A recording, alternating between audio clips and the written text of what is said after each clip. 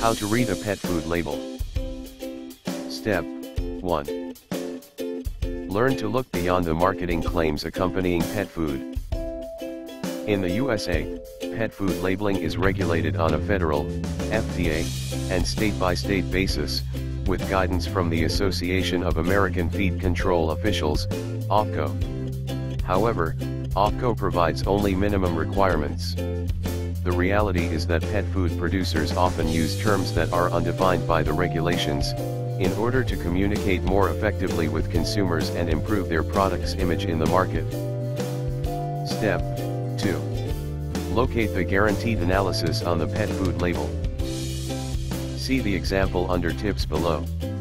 Note that the percentages given for protein, fat, and fiber are measurements of the food in its current state. However, because different pet foods have different levels of moisture, you can only logically compare pet foods on a dry matter basis.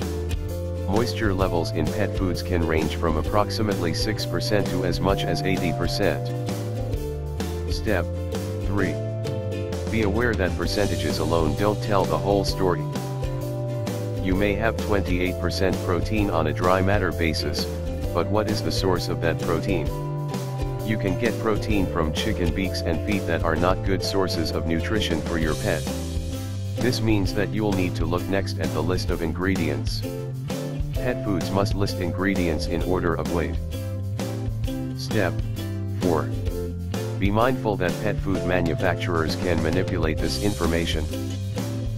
For example, by breaking an ingredient down into components and then listing them individually so that you don't notice an easily recognized undesirable ingredient too near the top of the list, this information can be effectively changed enough to cause you to read the label differently. Step 5. Some pet owners search for pet foods that use human-grade ingredients with no animal byproducts and avoid pet foods that use artificial colors, flavors, sugars and chemical preservatives, notably BHA and BHT. However, some animal byproducts like liver and other internal organs are excellent sources of the amino acids and other nutrients that dogs and cats need. In addition, dry pet foods need preservatives to prevent spoilage and degradation of essential nutrients. Step 6. Do a cost per weight analysis to determine the weight value of the pet food product. The density of dry products can be changed through puffing up the food, while different wet foods can be labeled with pounds or ounces, or other measurements, making weight comparison harder. Check the price comparison to get the real value. Step 7. Check the label for nutritional adequacy. This is one of the most important aspects of a pet food label because it can impact a pet's health if claims are made about being nutritionally complete when the product is not able to meet all nutrient requirements for your pet. To be reassured on this count, look for Step 8. Read the feeding instructions.